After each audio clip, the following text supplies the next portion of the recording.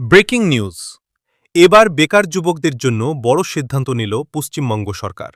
মাসে ১,৫০০ টাকা করে বেকার ভাতা দেওয়ার ঘোষণা রাজ্যের। এই সিদ্ধান্তে খুশির হাওয়া লক্ষ লক্ষ যুবকের মধ্যে। রাজ্য সরকারের তরফে জানানো হয়েছে, আগামী ১৫ই আগস্ট থেকেই এই বেকার ভাতা দেওয়া শুরু হবে। যারা এখনও পর্যন্ত কোনো চাকরি পাননি, তাদের আর্থিক সহায়তার জন্যই এই বিশেষ উদ্যোগ।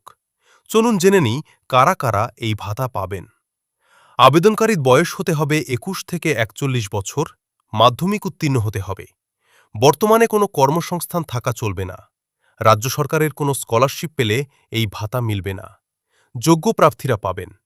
মাসে ১,৫০০ টাকা করে বেকার ভাতা। চাকরি না পাওয়া পর্যন্ত সর্বাধিক ৫ বছর পর্যন্ত এই টাকা দেওয়া হবে। এই প্রকল্পের নাম রাখা হয়েছে বাংলার যুবসাথী। এই প্রকল্পের জন্য রাজ্য সরকার বরাদ্দ করেছে ৫,০০০ কোটি টাকা। এই সিদ্ধান্ত নিঃসন্দেহে রাজ্যের বেকার যুবকদের জন্য একটি বড় স্বস্তির খবর। আরও আপডেট পেতে চ্যানেলটি সাবস্ক্রাইব করুন। ধন্যবাদ।